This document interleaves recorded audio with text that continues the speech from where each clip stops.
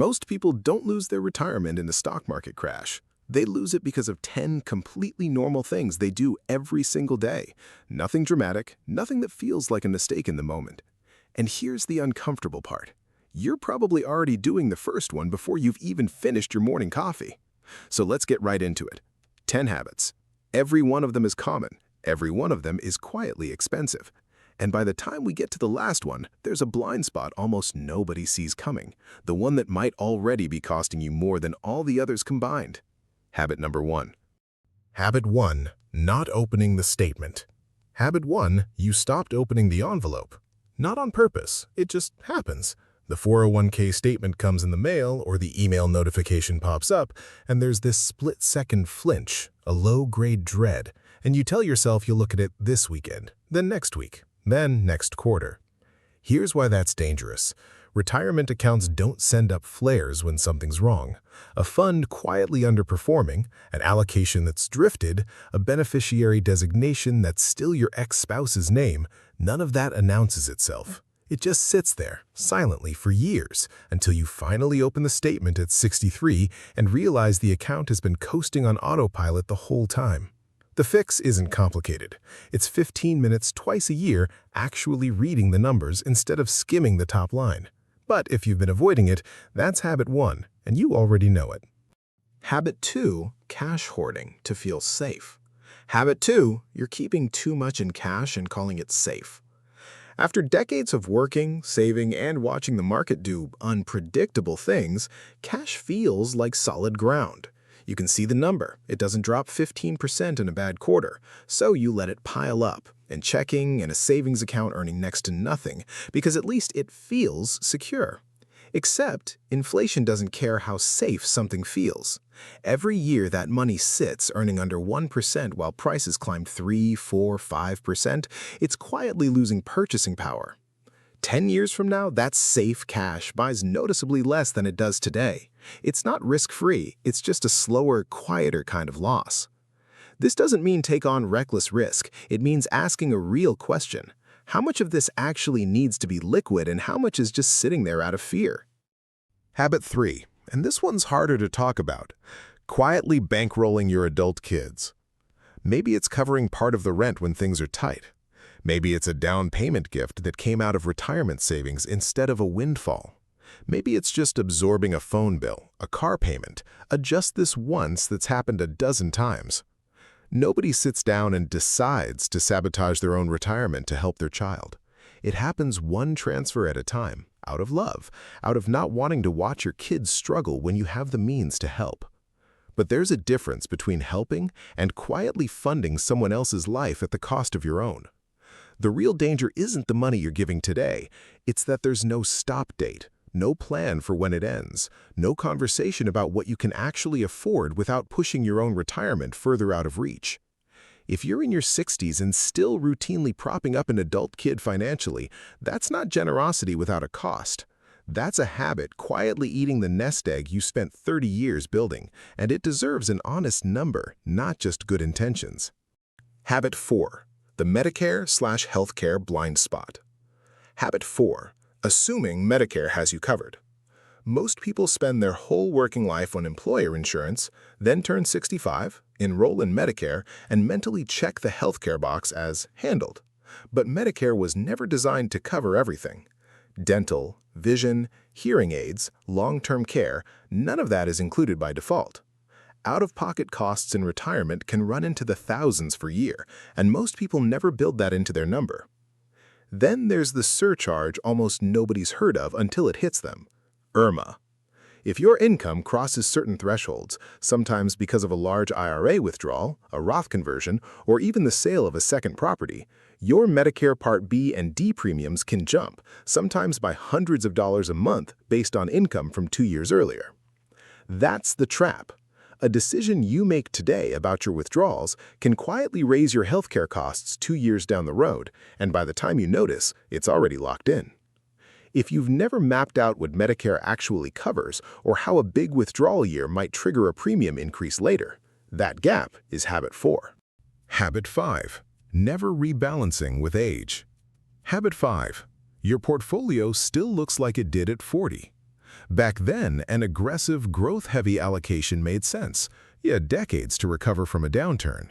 But if that same allocation is still sitting there at 60 or 65, untouched since the last time you actually looked at it, it's carrying a level of risk built for a completely different chapter of your life. The danger isn't growth itself, it's timing. A market drop at 35 is an inconvenience.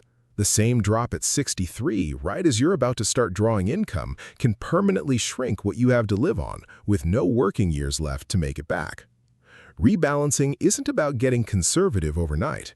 It's about making sure the risk in your portfolio actually matches how many years you have left to recover from a bad one. If nobody's checked that in years, that's habit 5.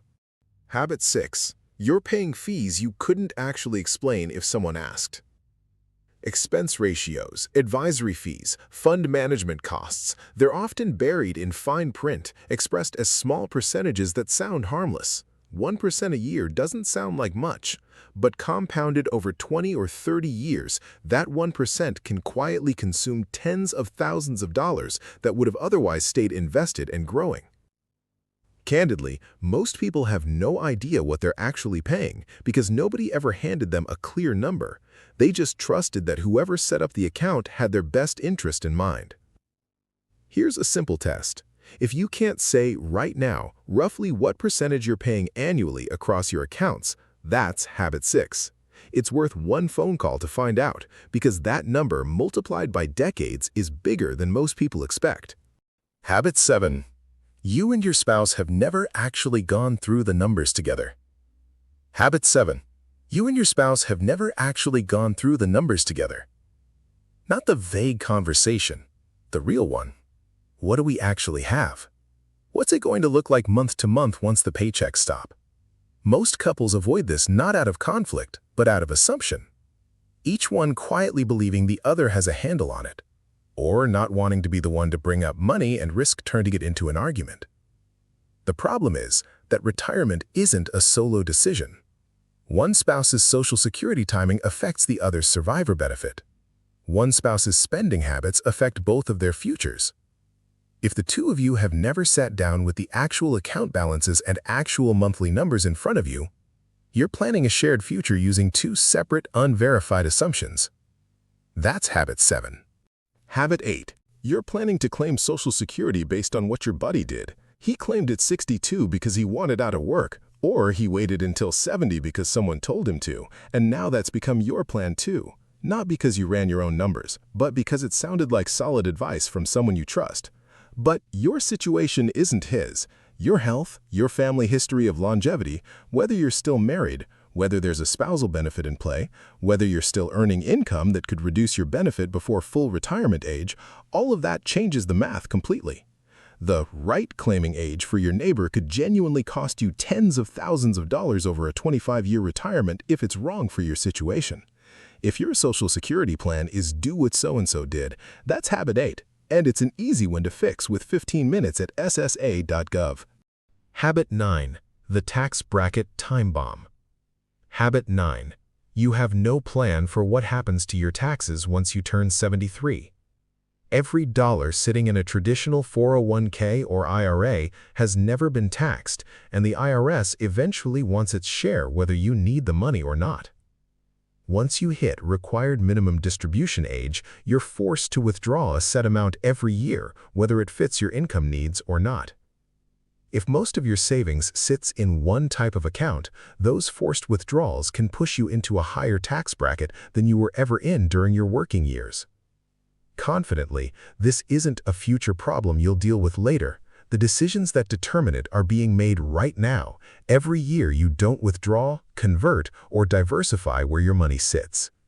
By the time RMDs start, the bracket you're in is largely already decided.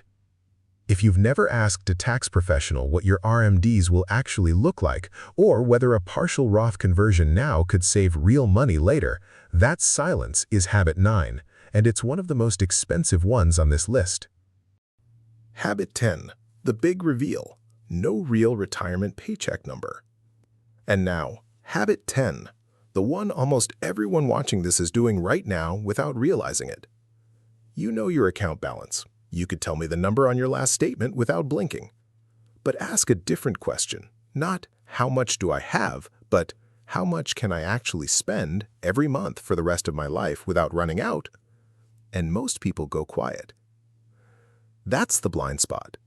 Decades spent focused entirely on accumulation, save more, contribute more, watch the balance grow, with almost no attention paid to the second half of the equation, turning that balance into an actual, sustainable paycheck once the real paychecks stop. A large account balance feels like security, but security isn't a lump sum sitting in a brokerage account. Security is knowing specifically that $4,200 a month is sustainable for the next 30 years, accounting for inflation, market downturns, taxes, and healthcare costs. Emphatically, not guessing, not hoping the balance is probably enough. This is the habit that ties every other one on this list together. The unopened statement, the cash sitting idle, the money quietly going to your kids, the healthcare costs nobody planned for, the portfolio that's the wrong risk for your age, the fees nobody questioned, the Social Security decision copied from a friend, the tax bracket nobody planned for. All of it feeds into this one number. And if you've never actually calculated it, you're not alone. Almost nobody has. But almost nobody should be flying blind into the biggest financial transition of their life either. Here's the good news in all of this. Not one of these 10 habits requires you to start over. You don't need a different life, a different income, or 30 more working years to fix any of them. Every single one is correctable, starting with the smallest possible step. Open the statement you've been avoiding. Call and ask what you're actually paying in fees. Sit down with your spouse this week, not to solve everything, just to look at the real numbers together for the first time. Pick one, just one habit from this list that hit a little too close to home. You know which one it is. You probably knew before I even got to it. Fix that one this week, not all 10. That's how this actually changes. One honest look at a time, not a total life overhaul. And if you take away nothing else from the next 15 minutes you spent watching this, take away this. Run your real numbers. Not a guess, not what a friend did.